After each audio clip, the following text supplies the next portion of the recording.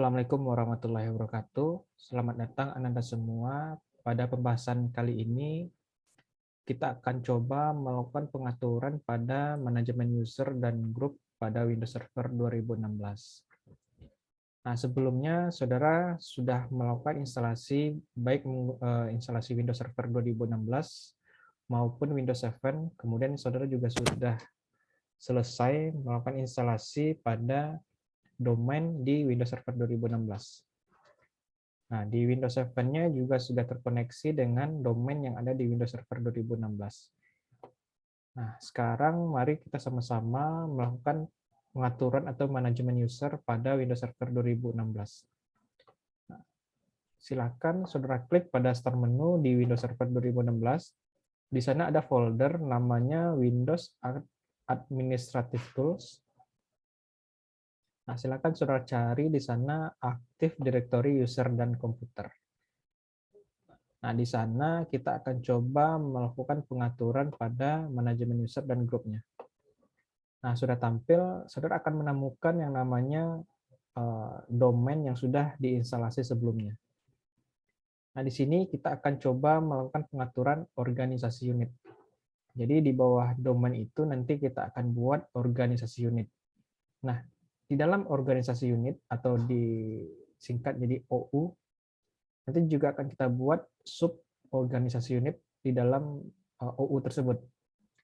Jadi dia seperti hierarki pada struktural gitu.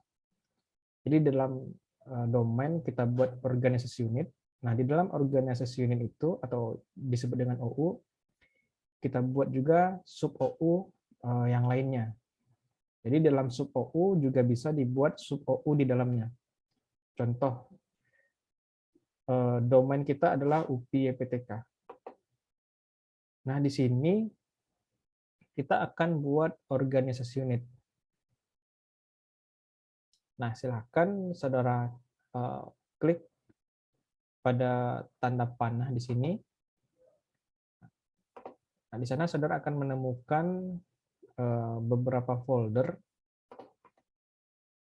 Ada user salah satunya di sini. Nah, nanti kita akan mengatur di sini user. Nah, sebelum itu kita akan coba buat organisasi unit.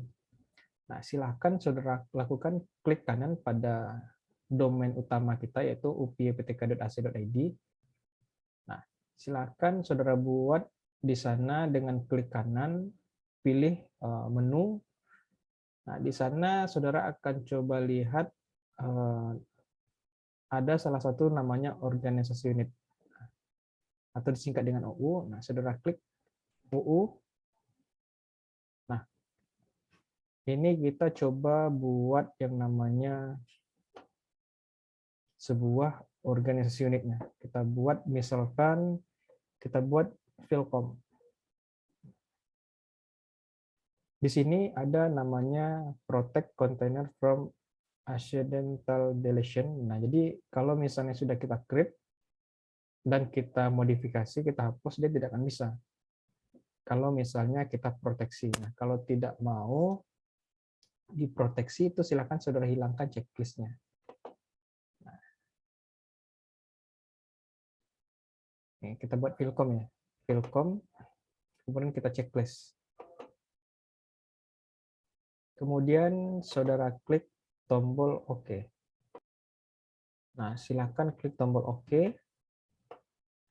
Nah, di sana akan terbuat organisasi unit yang baru di bawah domain upyptk.ac.id.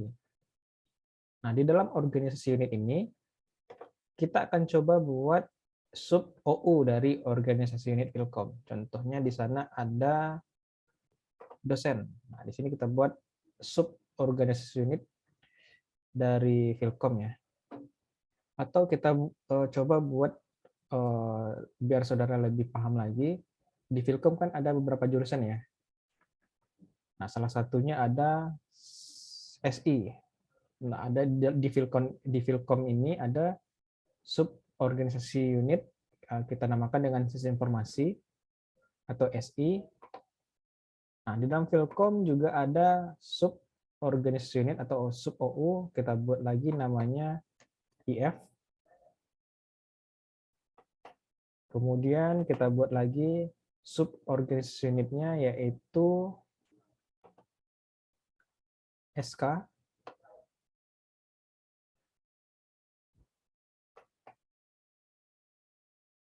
Nah, dan lainnya. Jadi di sini kita coba untuk membuatnya secara terstruktur. Jadi di Filkom itu ada sub OU, yang salah satunya adalah sistem informasi, atau disingkat dengan SI. Nah, kalau misalnya kita mau buat sub OU dari SI ini, juga bisa. Nah, di sini kita pilih lagi organisasi unit.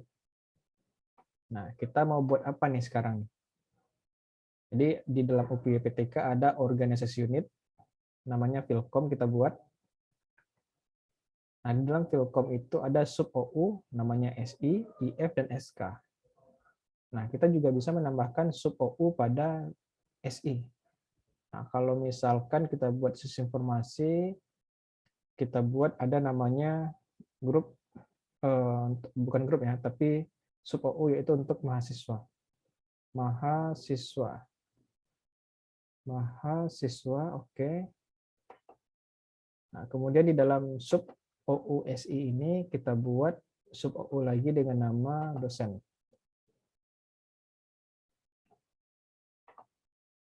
Nah, ini sudah kita buat.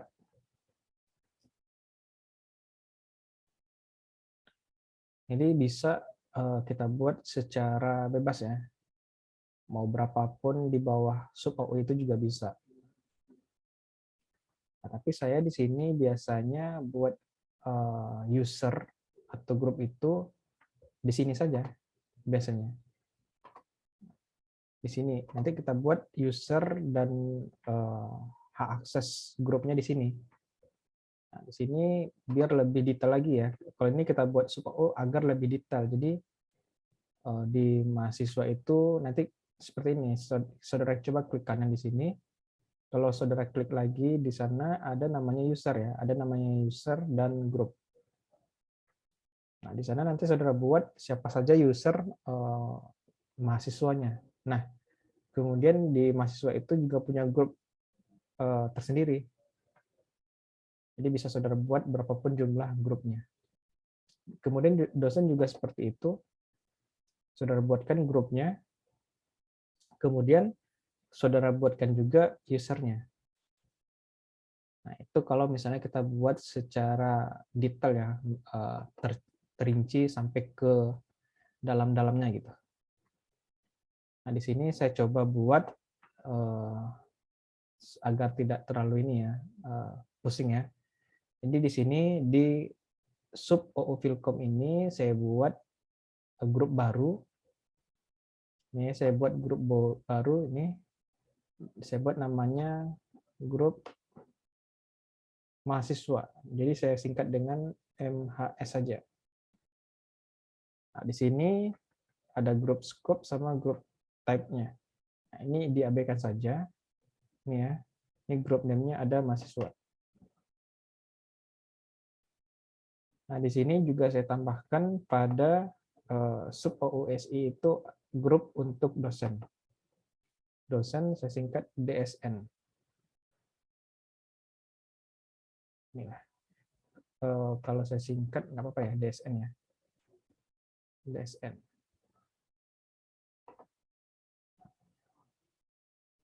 Nah, di sini di dalam sub OUSI ini punya grup, yaitu mahasiswa dan dosen, dan punya sub OU namanya dosen dan mahasiswa. Nah, kalau misalnya kita klik IF, nah ini kosong karena kita belum kita setting di sana. Nah, balik lagi ke sub OUSI, kita tambahkan ini user lagi. Nah, sebelumnya ada pertanyaan, kalau misalnya kita sudah buat grup, bisa nggak di rename? Nah, caranya begini, klik kanan pada yang mau di rename tadi. Nah, silakan saudara ganti. Kalau sudah, klik saja di bagian putih ini. Nah, untuk pembuatan organisasi unit, sub organisasi unit, dan pembuatan grup, sampai sejauh ini aman lancar ya. Nah, selanjutnya kita coba buat yang namanya ini. Kita akan buat user sub organisasi unit yang untuk SI. Klik kanan di sana. Kita akan buat user pada sub organisasi unit SI. Nah, silakan klik kanan dan pilih new. Nah, di sana silakan saudara pilih user. Nah, di sini kita bisa buat misalkan nama usernya saya buat di sini namanya Rio, nama saya. Rio Bayu.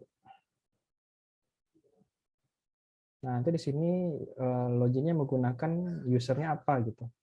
Di sini saya buat Rio saja, Rio. Nah, kalau sudah klik next. Kemudian silakan saudara buat passwordnya. Passwordnya itu harus mengandung angka, huruf, karakter, huruf besar, dan angka gitu. Nah, untuk password silakan saudara isi dan jangan sampai lupa gitu. Kalau di sini saya buat username passwordnya sama dengan yang sebelum-sebelumnya, biar satu password. Nah, biar saya tidak kelupaan gitu. Di sini saya buat password 1 KIAZ 2 WSX tanda seru @ 1 KIAZ 2 WSX tanda seru @ Nah, di sini ada beberapa pilihan yang harus saudara perhatikan ketika buat passwordnya. User harus ganti password kalau misalnya login selanjutnya gitu. Artinya kalau misalnya pertama kali dia login, nah untuk login selanjutnya dia bakalan menggunakan password yang lain lagi. Jadi password yang sebelumnya tidak berlaku lagi gitu. Jadi di sini kita checklist saja, yang ini kita hilangkan gitu checklistnya. Nah, di sini kita buat user cannot change password. Nah, ini biarkan saja, biar si user bisa ganti passwordnya sendiri. Kemudian password never expire. Oke, kita pilih, kita checklist ini. Account is disabled. Jadi, kalau disable, nanti akunnya tidak bisa digunakan gitu. Jadi, kita abaikan saja, berarti di sini kita checklist password never expire. Jadi, kapanpun dia menggunakan passwordnya, jadi tidak akan pernah expire. Nah, next. Di sini ingat login kita Rio ya. Kalau yang saudara silakan gunakan nama saudara. Kalau sudah silakan klik finish. Nah, kemudian grup sudah kita buat, user sudah kita buat. Nah, sekarang kita buat si user ini berada pada grup tertentu gitu. Cara mengatur grupnya, silakan klik pada user tadi, klik kanan. Nah, di sini ada namanya properties. Nah, di sini banyak tab-tab yang perlu saudara perhatikan. Nah, di sini saudara bisa pilih member of. Nah, di sini kita tambahkan untuk grupnya gitu. Jadi di sini bisa saudara tambahkan, klik add. Nah, klik add friends. Nah, cari di sini ada namanya grupnya DSN. Kita coba cari DSN. Nah, di sini ada, double klik pada DSN, klik OK. Nah, sekarang si user yang namanya Rio Bayu tadi itu sudah berada pada grup dosen. Bagaimana dengan user yang lain? Juga sama. Kalau misalnya saudara buat user baru, kemudian grupnya grup MHS, nah silakan juga pilih pada user tadi, pilih dia itu member dari siapa gitu. Ada pertanyaan, ini boleh dihapus nggak? Boleh, ini juga boleh dihapus. Ini di remove ya. Jadi dia hanya bisa ini grupnya yang bawaan sistem dan yang kita tambahkan. Nah, muncul pertanyaan baru ini, kenapa nggak bisa dihapus? Karena di sini bawaan sistem tadi. Jadi di sini adalah bawaan sistem. Kalau misalnya saudara tambahkan grup-grup yang lain, cara menghapus grupnya sama seperti yang tadi saya jelaskan. klik pada grupnya, kemudian di-remove. Nah, ini tidak bisa di-remove karena ini adalah bawaan dari sistemnya gitu. Nah, ini sudah kita atur untuk si user itu member dari siapa gitu. Nah, untuk yang lain silakan saudara lakukan cek tab-tab yang lain. Ini ada remote control, ini silahkan diabaikan saja. Ini juga sama, pada menu session juga sama, diabaikan saja. Ini juga sama. Nah, ini sudah kita lakukan. Nah, kita lihat generalnya, akunnya seperti apa, address-nya kita abaikan saja. Nah, di sini ada namanya account nih. Nah, di sini ada user yang namanya Rio tadi. Nah, kita bisa mengatur nih. Nah, di sini ada nih, account itu tidak pernah expire ya. Tadi kita checklist kan, tidak pernah expire. Nah, kalau misal kita buat akun ini bisa digunakan sampai akhir tahun juga bisa. Jadi kita atur end of, nah pilih tanggal dan tahunnya gitu. Yang sebelumnya kita sudah pilih never ya, tidak pernah expire. Nah, di sini ada dua nih, log on hour sama log on to. Nah, di sini kita mengatur jam kerja dari user tadi. Kita gini, ketika user bekerja dari jam 7 pagi sampai jam 4 sore. Nah, di luar dari jam itu, user tidak bisa lagi login ke sistem atau komputer yang digunakannya. Nah, itu bisa diatur melalui jam kerja gitu. Nah, di sini ada jam kerjanya itu semuanya dalam posisi di permit ya, warna biru ya. Jadi dia 24/7 nih kerjanya nih. Nah, kalau bagaimana cara ngaturnya? Cara ngaturnya ya silakan di blok. Kita blok semuanya dulu, kemudian kita putihkan. Nah, kita atur nih jam kerjanya dari jam berapa? Jam 8 misalnya sampai jam 4 misalnya. Ini contoh ya. Nah, dia kerja dari hari Minggu atau hari Senin. Di sini bisa nih. Dari jam 8 atau dari jam ini aja ya. Dia orang yang rajin nih. Sampai jam 4.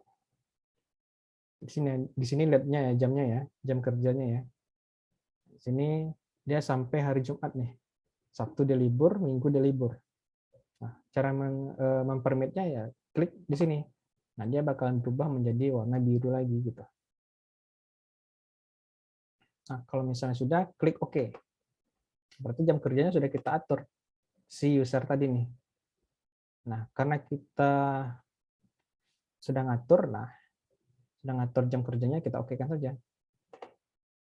Nah, di sini kita atur si user tadi bolehnya login dari komputer apa saja gitu. Di sini kita buat si user Rio Bayu tadi itu bisa login dengan semua komputer. Nah, kalau misalnya kita pengen ngatur si Rio tadi hanya bisa ngatur menggunakan PC 1 gitu. Nah, di sini kita tambahkan nih nama komputernya apa gitu. Jadi melalui komputer itu dia hanya bisa login dengan komputer yang sudah diatur gitu. Di sini kita buat al komputer, jadi dia bisa login dari komputer mana saja. Kalau sudah, silakan apply. Kemudian oke. Nah, untuk pembuatan organisasi unit, sub organisasi unit, grup dan user itu sudah selesai kita atur. Nah, pertanyaannya bagaimana caranya kita lakukan uji coba pada user tadi gitu. Gimana caranya kita menguji cobakan user yang kita buat sebentar ini. Nah, untuk melakukannya, silakan saudara aktifkan Windows 7 yang sudah saudara install.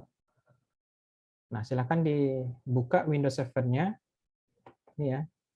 Windows 7 silakan diaktifkan kembali. Kita jalankan. Nah, pastikan Windows 7 yang saudara gunakan itu sudah terkoneksi dengan Windows Server 2016 yaitu domainnya. Di sini kan kita hanya ini ya umum ya. Coba kita restart. Kita restart Windows 7-nya. Kita coba login menggunakan akun yang namanya Rio tadi. Nah, kita restart dulu komputernya.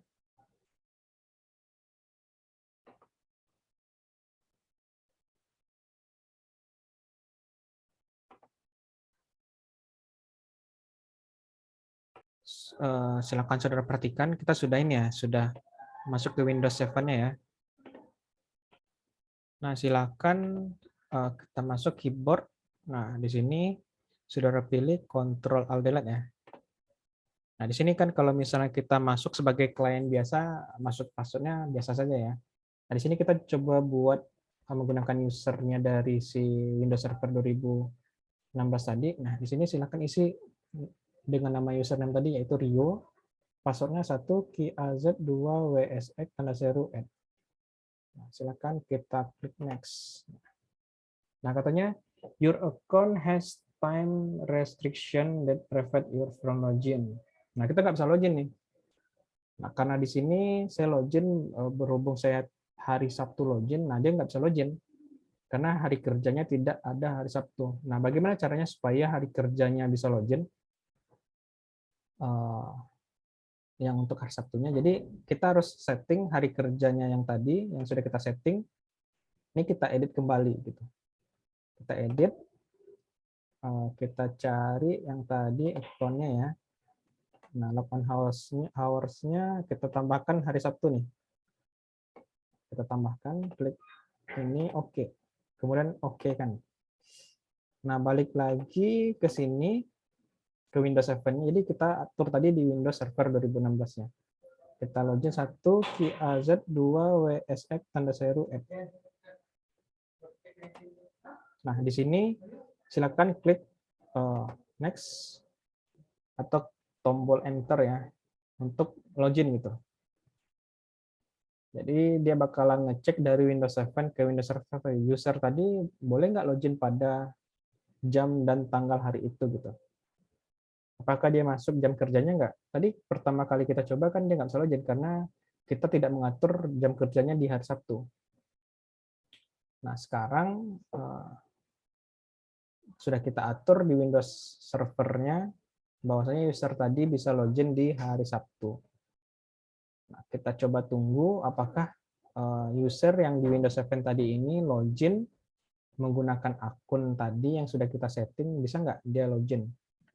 Atau ada kesalahan nggak ketika dia login menggunakan akun dari Windows Server 2016 tadi? Jadi intinya akun tadi berasal dari Windows Server 2016. Nah, akun tadi kita gunakan di Windows 7.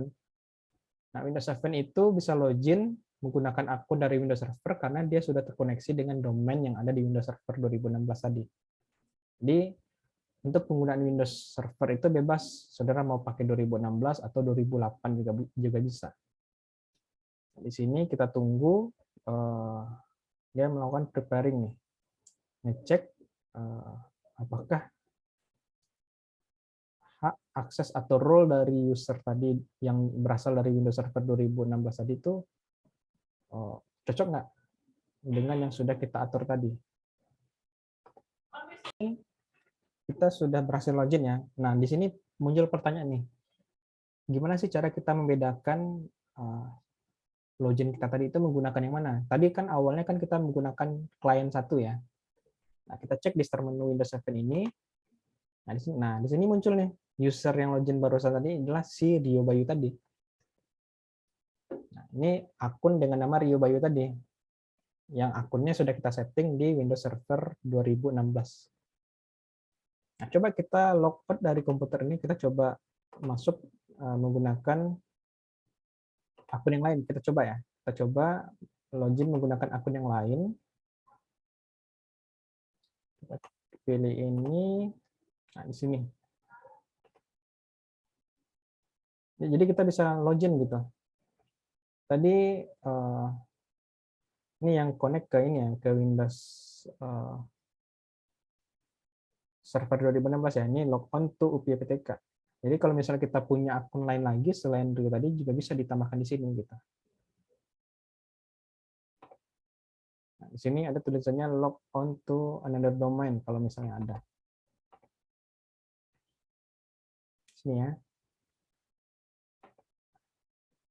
Jadi kalau misalnya sudah ada user yang lain, silahkan saudara tambahkan. Jadi di sini kelihatan ya Rio log on gitu. Nah, ini juga ditambahkan. Nah, kalau misalnya kita login kembali ya.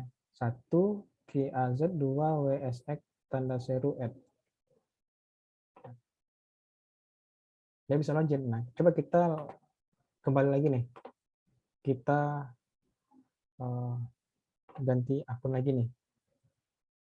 Ganti akun lagi, kita coba login kembali ya dari Windows 7 ke Windows Server 2016 menggunakan username-nya. Nah, kita coba balik ke Windows Server. Kita coba atur jam kerjanya tidak boleh di hari Sabtu. Kita atur account, log on hours-nya kita atur nih. Ini tidak ada di hari Sabtu. Kalau sudah, kita balik lagi ke Windows 7.